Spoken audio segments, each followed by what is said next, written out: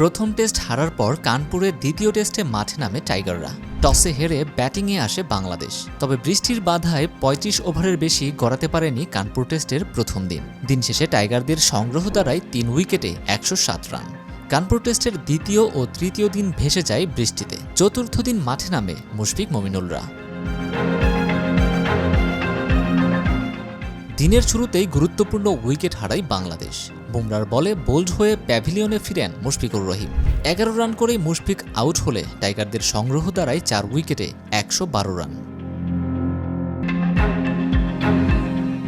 লিটন দাস শুরুতেই ৩টি ৪ মেরে টি-২০ মেজাজে শুরু করলেন নিজের ব্যাটিং। অন্য প্রান্তে উইকেট ধরে রেখে দেখে শুনে খেলতে থাকেন মমিনুল হক।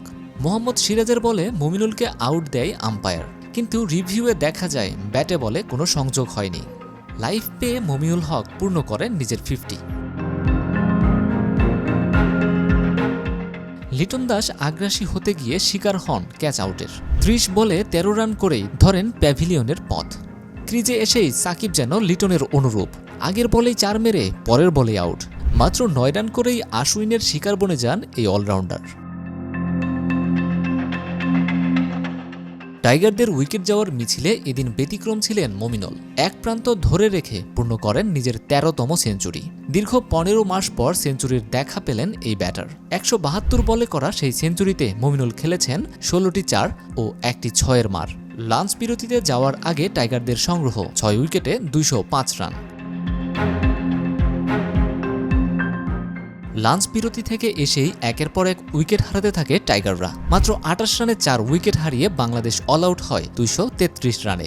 মেহেদী হাসান মিরাজ ২০ রান করে আউট হলেও বাকি কোনো ব্যাটসম্যানই ২ অঙ্কের ঘরে পৌঁছাতে পারেনি। অন্যদিকে মমিনুল হক ১০৭ রানে ছিলেন অপরাজিত।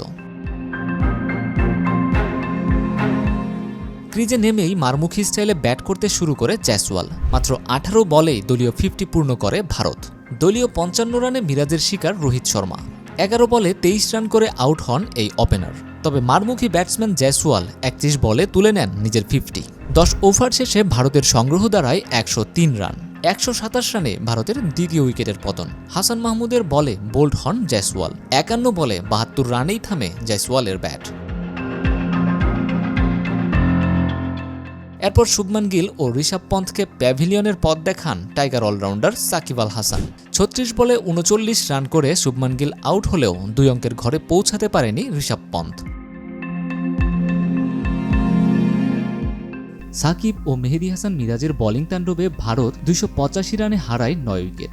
এরপর ইনিংস ঘোষণা করে বাংলাদেশকে ব্যাটিংয়ে পাঠায় ভারত। চতুর্থ দিন শেষে বাংলাদেশ ২ উইকেট হারিয়ে সংগ্রহ করে ২৬ রান। সাদমান ইসলাম ৪০ বলে ৭ ও মমিনুল ০ রানে শুরু করবেন পরবর্তী দিনের খেলা।